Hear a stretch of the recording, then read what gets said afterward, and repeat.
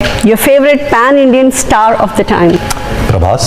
People from the outside, inside, there were like 500 people in the lobby because Prabhas had come. What makes him so big? Like, what do you think? What's charm about him? I think it is not one thing. It's Too many things. If you were to describe Telugu film industry by taking 3 names of any actors, who would they be? N.T. Ramarao garu, megastar Chiranjeevi garu, you can say Prabhas from Bahubali. तो साल था 2014 और मैंने और मेरे भाई ने पहली बार देखी थी द रिटर्न ऑफ रेबेल और इस एक मूवी से ही प्रभास को 3 चीजें मिली। हम 2 भाई एज अ फैन और उनको एक नया नाम स्टार।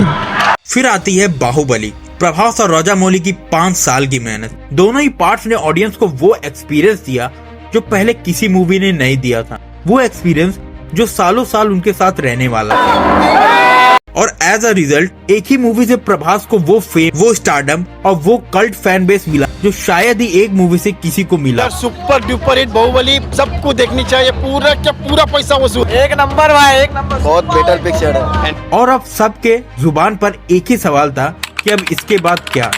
और फिर आती है साहो, 350 करोड़ का massive budget, heavy action sequences और पैन इंडिया स्टार प्रभास। लेकिन ये मूवी सबको पसंद नहीं आई। बहुत ही बेकार मूवी है, मतलब सर पैर कुछ नहीं है मूवी का। Good, it's all about Prabhas. Movie में कुछ भी नहीं है, क्या एक्शन है जो प्रभास था पर नहीं खास नहीं थी, इतनी कुछ मजा नहीं आया। पिक्चर में समझ नहीं आता क्या हो रहा है सेकंड हाफ में। As a result box office पर केवल 450 करोड़ का कलेक्शन किया, जो कि 2019 के हिसाब से बहुत बड़ा कलेक्शन था। लेकिन ये कलेक्शन मूवी की वजह से नहीं बल्कि प्रभास के फैंस की दीवानगी थी जो उनको थिएटर्स में दिखी थी। फैंस इसके बाद एक बार फिर से एक्साइटेड हुए थे राधे श्याम को लेकर। राधे श्याम, राधे श्याम, राधे श्याम, राधे श्याम, क्योंकि प्रभास बहुत समय के बाद एक प्रॉपर रोमांटिक मूवी में दिखने वाले थे। आखिर कौन है ये गुड लुकिंग बैड फेलो?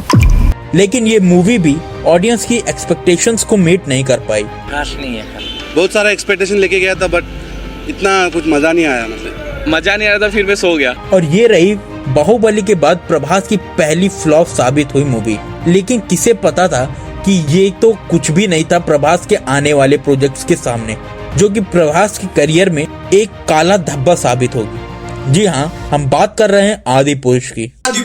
आदि पुरुष 500 करोड़ का मैसिव बजट, रामायण का एडेप्टेशन और टी सीरीज की मार्केटिंग। लेकिन जब मूवी का पहला टीजर आता है और इसके बाद टी सीरीज मूवी को डिले कर देता है और 200 करोड़ उस पे और लगा देता है। लेकिन वो कहते हैं ना, शक्ति को कितना भी चीनी में घोल दो वो कभी माफी नहीं बनेगी। और ये पहली मूवी बनी जिसने हिंदू मुस्लिम नेता जनता सबको यूनाइट किया और सब ने मिलकर आदि पुरुष के मेकर्स को खूब गालियां दी।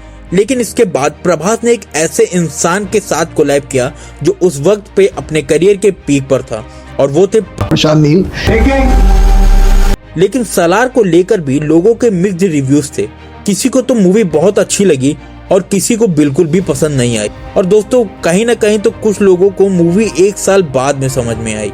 लेकिन इतने सब सेटबैक्स के बाद भी प्रभास की फाइनली एक ऐसी मूवी आई जिसने उन्हें लोगों का अप्रिसिएशन वापस दिलाया।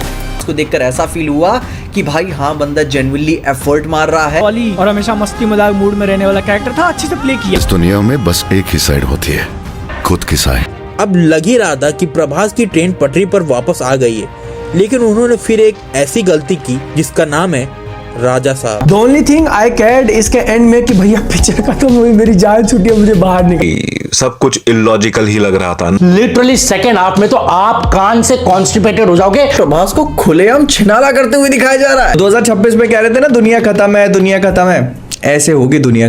बाहुबली सीरीज के सामने प्रभास की सभी मूवीज से एक बात समझ में आती है कि एक्सपेरिमेंट करने के नाम पर प्रभास एक के बाद एक बेकार स्क्रिप्ट चूज करते जा रहे हैं।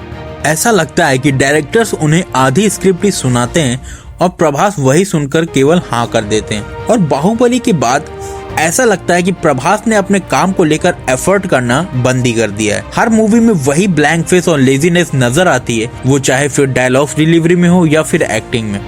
और रिसेंट मूवीज में तो प्रभास की फिजिकल अपीयरेंस भी काफी ज्यादा वीक लगी है। आई मीन टू से कि वो पुराना वाला क्यूट मस्कुलर प्रभास कहीं गायब सा हो गया है। अब प्रभास के फेस में पफीनेस नजर आती है, आंखों के नीचे डार्क सर्कल्स और ओवरऑल बॉडी भी काफी डाउन हुई है। ऐसा लगता है कि प्रभास ने वर्कआउट करना ही बंद कर दिया है और रात रात भर या तो वो जागते हैं या फिर ड्रिंक करते हैं। एज अ प्रभास फैन हम तो यही चाहते हैं कि प्रभास अपनी अगली मूवी स्पिरिट में अपना 100% दें और एक तगड़ा कमबैक करें। तो दोस्तों, ये थी हमारी छोटी सी कोशिश प्रभास की जर्नी को समझाने की और एज अ फैन उनके लिए कुछ सजेशंस देने की। अगर आपको ये वीडियो थोड़ा सा भी पसंद आया हो तो प्लीज इस वीडियो को लाइक और हाइप कर देना और चैनल को